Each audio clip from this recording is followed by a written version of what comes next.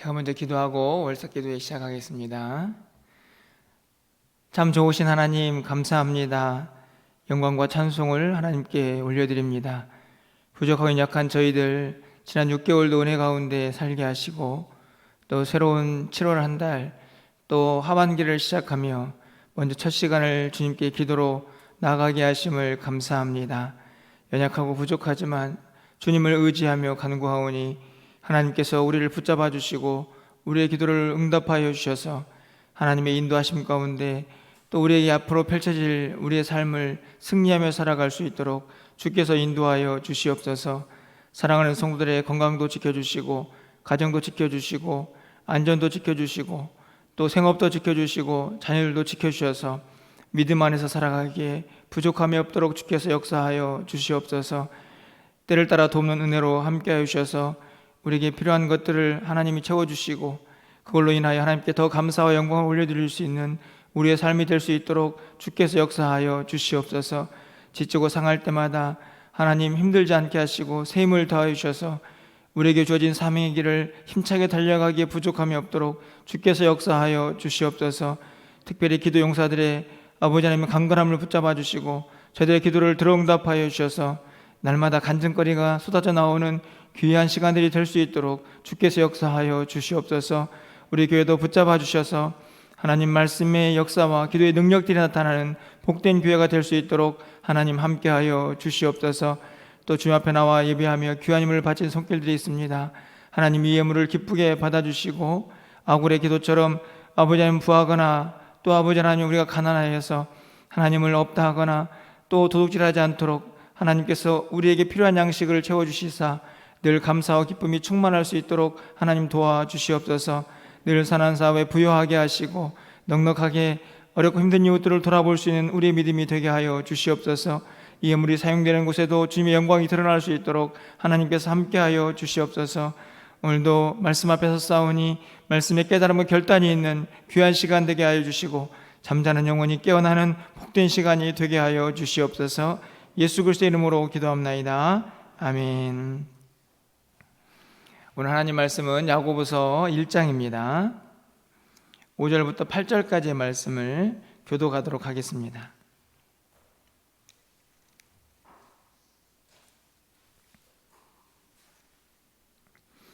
(369쪽에) 있습니다. 신약성경 369쪽입니다.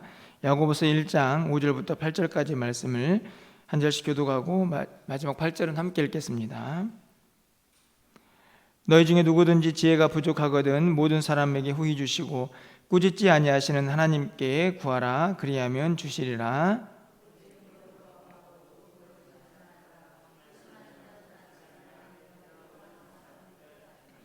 이런 사람은 무엇이든지 주께 얻기를 생각하지 말라. 두 마음을 품어 모든 일에 정함이 없는 자로다. 아멘.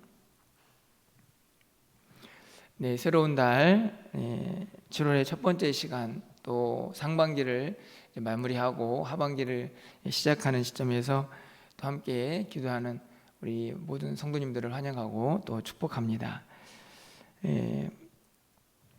이제 새로운 또 6개월을 달려가야 할 우리들에게 무엇이 가장 필요할까 이런 생각들을 좀 해보게 되었습니다. 그래서 새로운 본문을 좀 찾아서 함께 나눌까 생각을 하다가 이제 매일 성경이 7월부터 야고보서를 보게 되는데 오늘 본문에서 정말 우리에게 필요한 것이 있구나. 이 6개월을 또 달려가기 위해서 또 우리의 남은 인생을 달려가기 위해서 정말로 다시 한번 점검해 보아야 할 것이 있다는 생각이 들어서 오늘 본문을 함께 살펴보았습니다. 여러분도 기사를 보신 적이 아마 있을 거라고 생각이 드는데요. 지난 26일에 프랑스에서 자전거 대회가 열렸습니다. 많은 사람들이 출발을 해서 열심히 달려가고 있었는데요. 한 45km쯤 달려갔을 때 그 자전거 대회를 축하하기 위해서 많은 인파들이 그 달려가는 그 경주장 좌우에 그렇게 있었습니다. 한쪽에서 열심히 달려가고 있는데 갑자기 한 관중이 불쑥 경주를 하는 그 사람들 사이로 피켓을 하나 들고 카메라에 잡히기 위해서 살짝 몸을 앞으로 내밀었는데요. 그 피켓에 할아버지 할머니 힘내세요 이렇게 쓰여져 있었습니다. 다시 말하면 그 자전거 경주와는 상관없이 카메라에 잡혀가지고 이제 할아버지 할머니를 격려하고 싶은 마음이 강한 이 사람이 갑자기 몸을 자전거를 타고 경주하는 사람들 앞으로 내민 것이죠. 어떻게 되었을까요? 경주자가 그 사람을 피하지 못하고 치고, 그리고 그 사람이 넘어지면서 뒤에서 따라오던 많은 경주자들이 다 넘어지는, 그래서 난장판이 되어버린 그런 모습과 사진을 본 적이 있습니다. 제가 아침에 왜 이런 이야기를 하느냐면요, 제가 그 모습을 보면서 참 우리 인생 같다 이런 생각이 문득 들었기 때문입니다. 갑자기 예기치도 않던 관중이 불쑥 튀어나와서 잘 달리고 있던 수많은 사람들을 넘어뜨리고 그 상황들을 난장판으로 만든 것처럼요, 우리가 이 세상을 살다 보면 갑자기 생각하지도 않던 일들이 벌어져서 우리의 일상이 무너지고 또 여러 가지 힘들고 어려운 상황들이 종종 발생할 때가 있습니다. 예기치도 않는, 그리고 생각하지도 못했던 그런 일들이 우리 삶에 불쑥불쑥 끼어 들어오는 것이죠. 그럴 때마다 정말 우리에게 필요한 것이 무엇일까요? 그것은 다른 것이 아니고 믿음이 아닐까 생각이 듭니다. 그 상황 속에서도 흔들림 없이 또 주님을 의지하고 또 그것을 이겨낼 수 있는 힘이 우리 모두에게 있어야 하는데요, 그러기 위해서는 무엇보다도 우리 모두에게 믿음이 확실하게 있어야 되지 않을까 생각이 드는 것이죠. 그런데 어찌된 일인지 사실 그 믿음, 우리 모두가 믿음 안에 산다고 말을 하고 있지만 그 믿음을 간직하는 게 참 쉽지 않다는 생각이 듭니다. 바로 우리 안에 일어나는 의심 때문이죠. 그 의심들이 불안과 염려로 때로는 우리 발걸음을 한 걸음도 떼놓지 못하게 하는 그런 안타까움으로 작용을 하기도 합니다. 오늘 본문에 보면요, 의심하지 말라 이렇게 이야기를 하면서 지혜를 구하거나 또 기도할 때에 의심하지 말아야 한다는 말씀을 하고 있습니다. 우리가 너무나 잘 알고 있는 말씀이죠. 그런데 오늘 본문에 있는 말씀을 통해서 이것을 기도하는 일에 국한시키는 것이 아니고 이 의심을 우리의 믿음 전체에 좀 적용을 하고 또 오늘 아침에 또 기도 제목을 좀 삼아 보려고 합니다. 여러분, 믿음의 반대말이 무엇일까요? 믿음의 반대말. 믿음의 반대말은 제가 곰곰이 생각해 보았는데요, 정확히 생각해 보면, 따져보면 불신이라고 할 수 있습니다. 믿는다, 믿지 않는다. 믿음, 그리고 그것의 반대말은 불신이죠. 그런데 성경은 오늘 본문을 보면요, 의심이라는 단어를 사용합니다. 그럼 의심은 어느 쯤에 있을까요? 제가 생각하기에 믿음과 불신 그 중간쯤에 있지 않을까 생각이 듭니다. 의심은 믿는다고 말할 수도 없고요, 그렇다고 아예 불신한다고도 말할 수 없는 단어라고 생각이 듭니다. 그러한가? 라고 생각해 보는 것이기 때문이죠. 그렇게 생각해 보면 의심하다가도 믿을 수도 있고 의심하다가도 믿지 않을 수도 있는, 그래서 한편 생각해 보면 의심이라는 단어는 그렇게 심각한 단어가 아닌 것처럼 보여지기도 합니다. 그렇지 않습니까? 의심만 해서는 뭐 또 할 수 없으니까요. 그런데 오늘 본문을 보면요, 성경은 의심이라는 단어를 매우 심각하게 생각하고 있다는 사실을 우리가 본문을 통해서 깨달을 수가 있습니다. 그 이유는 다른 것이 아니고 우리는 이미 믿음을 가지고 있기 때문에 사실 불신으로 넘어가기는 매우 어렵습니다. 그렇기 때문에 믿는 우리에게 정말 자주 발생할 수 있는 단어는요, 불신보다는 의심이 훨씬 더 가깝기 때문입니다. 야고보 기자는 이걸 너무나 잘 알고 있었다는 생각을 해보게 되는데요, 얼마나 심하게, 얼마나 심각하게 생각하고 있는지 7절 말씀을 가서 보시면요, 이런 사람은 무엇이든지 주께 얻기를 생각하지 말라. 이런 사람이 어떤 사람입니까? 의심하는 사람이죠. 주님께 얻을 생각을 아예 하지 말라. 그러니까 주님의 도우심을 구하고 또 주님 앞에서 무엇인가 기도하는 것들을 얻을 생각을 아예 하지 말라. 의심하는 자에게는 전혀 일어날 수 없는 일이다 라고 아주 무겁게 이야기를 하고 있는 것을 볼 수가 있습니다. 신앙생활에 있어서 아주 무섭고 치명적인 적이 의심이라고 생각할 수가 있는 것이죠. 로마서 14장 23절 말씀을 가서 보시면 이런 기록이 있습니다. 의심하고 먹는 자는 정죄되었나니 이는 믿음을 따라 하지 아니하였기 때문이니라. 믿음을 따라 하지 아니하는 것은 다 죄니라. 단순히 음식을 먹는 문제에서 시작했다가 믿음이 없이 행하는 것은 다 죄다. 그것이 이제 앞에 있는 단어 의심이라는 단어에서 출발을 하게 되는데요. 결국 믿음 없이 하는 모든 것, 그 안에 의심도 포함되겠죠. 그것은 하나님 보시기에 죄다. 오늘 이 7절보다 더 심각합니다. 무엇을 얻고 무엇을 얻지 못하는 상태를 넘어서서 그것은 하나님 앞에서 죄다. 의심은 죄다. 이렇게 말씀을 하고 있다는 것이죠. 그렇게 이 의심에 대해서 강력하게 말씀을 하면서요, 오늘 본문을 보면 도대체 의심이 무엇인가, 의심의 특징들을 아주 명확하게 설명을 하고 있습니다. 왜 그렇게 의심을 심각하게 생각하는지 그 이유가 드러나는 것이죠. 여러분 6절 말씀을 좀 다시 가서 보겠습니다. 우리 6절 말씀을 함께 읽어보도록 하겠습니다. 오직 믿음으로 구하고 조금도 의심하지 말라. 의심하는 자는 마치 바람에 밀려 요동하는 바다 물결 같으니. 의심하는 자의 특징이 이 6절 하반절에 있습니다. 마치 바람에 밀려 요동하는 자. 예, 바람에 밀려 요동하는 바다 물결이죠. 여러분 바다 물결이 바람에 밀리면 어떻게 되나요? 파도를 보시면 알겠습니다. 이리저리 흔들리고 정함이 없죠. 다시 말하면 마음이 갈피를 못 잡고 불안한 상태, 염려가 가득한 상태를 동시에 표현하고 있는 말씀이 아닐까요? 이 구절을 한 번 더 설명합니다. 8절 말씀을 가서 보시면 두 마음을 품어 모든 일에 정함이 없는 자로다. 이 구절에서 하반절에 정함이 없다라는 말은요, 오늘 6절 하반절의 말씀과 같은 말입니다. 바람에 밀려서 요동치는 바다 물결, 정함이 없죠. 정해지지 않습니다. 갈피를 잡지 못하는 상태지요. 그런데 8절 말씀을 보면 이 의심하는 자를 또 다른 표현으로 설명하고 있습니다. 두 마음을 품었다. 두 마음을 품었다. 이 말을 좀 다시 바꿔보면요, 하나님께서 우리에게 원하시는 마음은 어떤 마음일까요? 한 마음입니다. 두 마음이 아니고 한 마음. 한 마음은 어떤 마음일까요?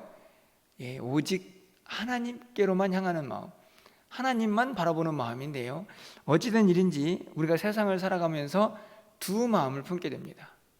그때 나타나는 현상을 의심이라고 말하고 있는 것이고요, 그 의심하는 자에게 절대로 정함이 없습니다. 마음이 갈피를 잡지 못해서 이리저리 흔들리고 결국에는 불안과 염려가 쌓여지게 되고요, 결국에는 그러다 보니 걱정이 되어서 한 걸음도 앞으로 못 나가게 되는 상황이 발생할 수도 있게 되는 것이죠. 야고보서에서는요, 이 두 마음을 품었다라는 이 문장이 한 번 더 등장을 합니다. 야고보서 4장 8절인데요, 나중에 살펴보겠지만 그 구절 말씀을 보면 이렇게 기록이 되어 있습니다. 하나님을 가까이 하라. 그리하면 너희를 가까이 하시리라. 죄인들아 손을 깨끗이 하라. 두 마음을 품은 자들아 마음을 성결하게 하라. 여기 보면요, 죄인들아 두 마음을 품은 자들아, 그러면서 마음을 깨끗하게 하라고 합니다. 참 희한하지 않습니까? 마음이 지금 더러운 게 아닌데, 단순히 두 마음이 된 것뿐인데, 성경은요 그것을 정결하지 못하고 성결하지 못한 마음, 깨끗하지 못한 마음이라고 이야기를 하면서 진단하는 것이죠. 그러면서 죄인들아 손을 깨끗하게 하라. 두 마음을 품은 자들아 성결하게 하라. 다시 말하면 회개하라는 말씀입니다.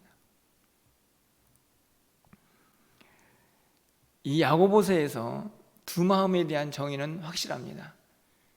그 마음이요, 의심하는 마음이고요, 그 마음이 결코 간단한 그냥 스쳐 지나가는 그냥 의심하는구나 정도의 상태가 아니고 하나님 앞에서 깨끗함을 받아야 되는 죄악된 상태의 모습이라는 것을 분명히 지적을 하고 있는 것이죠. 의심은 그렇게 무서운 믿음 생활의 적입니다. 어떤 것도 얻지 못하게 하고 한 걸음도 나아가지 못하게 하고 불안과 염려로 우리 안에 있는 기쁨을 다 빼앗아가 버리는 그 의심, 그것을 가지고는요 우리가 오늘 7월 한 달 또 우리에게 또 펼쳐지는 하반기 6개월을 달려갈 수 없습니다. 성경은 반드시 우리에게 무엇을 가지라고 얘기합니까? 그 마음을 한 마음으로 바꿔서 오직 하나님을 바라보는 그 믿음을 간직하는 그 상태를 유지하라고 분명하게 가르쳐주고 있습니다. 6절 상반절 말씀을 다시 보시면 오직 믿음으로 구하고 의심하지 말라. 조금도 의심하지 말라. 다시 말하면요, 믿음을 간직해라. 의심하지 말고 믿어라. 사실은 이 구절에서 우리가 생각해 모아야 할 것은요, 무엇을 구하고 무엇을 믿을 것인가의 문제가 아니고요, 사실은 우리가 누구를 믿고 있느냐, 믿음의 대상을 절대로 잊어서는 안 됩니다. 여러분이 누구에게 기도하십니까? 여러분 누구를 믿고 계십니까? 여러분 사람이 아니고요, 하나님을 믿고 계십니다. 하나님은 어떤 분이신가요? 전지전능하시죠. 우주 만물을 창조하시고 우리의 모든 것을 아십니다. 우리를 주상하시고 우리를 다스리시죠. 많은 사람들 가운데 우리를 택하시고 우리를 하나님의 자녀 삼아주시고 하나님의 백성 삼아주셨습니다. 우리와 함께 하시겠다고 약속하신 하나님이 우리가 믿고 의지하는 하나님이십니다. 내가 누구를 믿고 있는지, 내 마음속에서 의심이 생겨날 때마다 반드시 붙잡아야 할 이 소중한 기억들입니다. 내가 누구를 믿고 있는지, 내가 믿고 있는 그 하나님은 어떤 분이신지를 우리가 절대로 잊지 말아야 하는 것이죠. 그것을 잊어버리는 순간부터 우리 안에 의심이 생겨나는 것입니다. 여러분, 믿음으로 구하시라고, 오직 믿어야 한다고 분명하게 말씀을 하고 있습니다. 그 믿음에 하나님이 여러분을 인도하시고 그 믿음 가운데에서 하나님의 역사가 나타나게 될 것이기 때문이죠. 잠언 3장 5절부터 6절까지 말씀, 우리가 잠언 말씀을 또 2달 동안 살펴보지 않았습니까? 그 가운데에서 이런 말씀이 있습니다. 너는 마음을 다하여 여호와를 신뢰하고 내 명체를 의지하지 말라. 마음을 다하고 여호와를 신뢰하는 것이 바로 두 마음을 품지 아니하고 한 마음으로 하나님을 의지하는 것입니다. 너는 범사의 그를 인정하라. 그리하면 내 길을 지도하시리라. 가르쳐 주시고 인도하시는 하나님, 그 하나님을 경험하기 위해서 무엇이 필요합니까? 한 마음으로 하나님만을 신뢰하는 믿음이 필요합니다. 두 마음으로 갈라지는 순간부터 우리 안에 의심이 일어나기 때문이죠. 베드로전서 5장 7절에서 이렇게 말씀합니다. 너희 염려를 다 주께 맡기라. 이는 그가 너희를 돌보심이라. 다 맡겨라. 무엇이 있어야 가능합니까? 믿음이 있어야 가능하죠. 믿음이 없이는 다 맡길 수 없습니다. 다 맡기지 못하면 두 마음이 생기는 것이죠. 하나는 붙잡고 한쪽은 하나님께 맡기고 두 마음입니다. 그것으로는 어떤 것도 얻을 생각을 하지 말라. 그것으로는 하나님의 능력을 경험할 수 없음을 분명하게 말씀을 하고 있습니다. 다 맡기면 우리를 인도하시고 우리를 택하시고 우리를 살피시는 전능하신 하나님이 너희를 돌보실 것이다 라고 분명하게 약속하고 계십니다. 그 믿음이 오늘 새로운 한 달을 시작하고 또 하반기를 시작하는 우리의 10년 가운데에 굳건하게 자리를 잡아서 어떤 상황 속에서도 흔들림 없이 주님만을 바라볼 수 있는 저와 여러분이 되기를 간절히 소망합니다. 여러분, 그런데 어떠신가요? 야, 그래, 나는 믿음의 사람이다. 오늘부터 믿어야지. 나는 한 번도 의심하지 않을 거야. 사실 이렇게 작심을 하고 다짐을 하고 오늘 새벽 기도도 하고 또 성전문을 나가지만 아마 여러분들 조그만 바람이 불어도요, 요동치는 바다 물결처럼 또 마음이 흔들흔들 하실 것입니다. 이런 연약한 우리들에게 성경은 아주 좋은 교훈을 가르쳐주고 있는 말씀이 기록이 되어 있습니다. 마가복음 9장에 가보면 우리가 잘 알고 있는 말씀처럼 귀신 들린 아들을 데리고 있던 아버지가 제자들과 예수님 앞으로 그 아들을 데리고 나오죠. 그때 예수님께서 그 아버지에게 마가복음 9장 23절에서 이렇게 이야기를 합니다. 예수께서 이르시되 할 수 있거든. 무슨 말이냐? 믿는 자에게는 능히 하지 못할 일이 없느니라. 믿는 자에게는 모든 일이 가능하다. 이렇게 예수님께서 말씀을 하셨습니다. 아버지의 반응이 바로 이어지죠. 마가복음 9장 24절 말씀인데요. 곧 그의 아이의 아버지가 소리를 질러 이르되 내가 믿나이다. 나의 믿음 없는 것을 도와주소서. 뭐라고 얘기합니까? 내가 믿습니다. 나의 믿음 없음을 도와주십시오. 여러분, 이 아버지의 반응이 좀 이상하지 않습니까? 문장을 좀 잘 곰곰이 되새겨 보십시오. 내가 믿습니다. 나의 믿음 없는 것을 도와주십시오. 앞에 있는 문장과 뒤에 있는 문장은 잘 어울리는 문장입니까? 여러분 생각하기에 어떠신가요? 내가 믿습니다. 그런데 바로 이어지는 말씀을 보면 나의 믿음 없는 것을 도와주십시오. 분명히 앞뒤가 안 맞는 말인데요. 이 말씀을 읽고 있으면요, 고개가 끄덕여집니다. 여러분 어떠신가요? 저는 바로 이게 저의 모습이기 때문입니다. 분명히 믿고 있지만 또 우리는 믿음이 흔들려서 마음 한켠에서 또 이렇게 저렇게 모락모락 의심이 생겨나죠. 그래서 오늘 이 간구가 우리에게 너무너무 필요하다. 아침마다 우리가 기도하면서 하나님 앞에 간구해야 될 기도의 대목 중에 하나가 이 기도가 아닌가 생각이 듭니다. 하나님, 제가 믿지만 제 믿음이 자꾸만 흔들립니다. 제 믿음 없음을 좀 용서해 주시고 저에게 믿음을 좀 주십시오. 어떤 상황 속에서도 나를 붙잡고 계시는 그 하나님이 나와 함께 하시고 나를 인도하신다는 사실을 흔들림 없이 믿고 살아갈 수 있도록 저에게 좀 믿음을 주십시오. 그 고백이 오늘 이 귀신 들린 아들을 데리고 와서 하나님, 예수님 앞에 간구하는 이 아버지의 마음, 그것이 아닐까요? 그것이 오늘 이 땅에서 우리가 하나님 앞에 사는 동안 끊임없이 드려야 할 기도가 아닐까 생각을 합니다. 믿음을 갖기를 원하지만, 믿음이 중요하다는 것을 알고 있지만 자꾸만 우리 안에서 의심 때문에 흔들리고 있는 우리들의 모습을 보면서 우리는 또 우리의 힘과 능력이 아니라 또 하나님의 도우심을 구할 수밖에 없기 때문입니다. 하나님, 도와주십시오. 믿음 갖고 살기를 원합니다. 믿음 가지고 살기를 원합니다. 저의 믿음 없음을 용서하시고 저에게 믿음을 주십시오. 흔들리지 아니하고 이 불안한 세상 염려하지 아니하고 하나님께 모든 것들을 맡기고 우리 마음속에 기쁨과 감사함으로 우리에게 주어진 삶의 길을 좀 힘차게 달려갈 수 있는 믿음을 우리에게 달라고 하나님 앞에 기도하는 그 모습을 하나님께서 기뻐하실 것을 분명히 믿고 확신합니다. 여러분, 새로운 6개월이 또 시작이 됩니다. 어느 누구도 이 6개월 동안 어떤 일이 벌어질지 아무도 알 수가 없습니다. 코로나도 마찬가지죠. 곧 좀 종식되지 않을까 생각했더니 여전히 감염자들이 많이 속출하고 있습니다.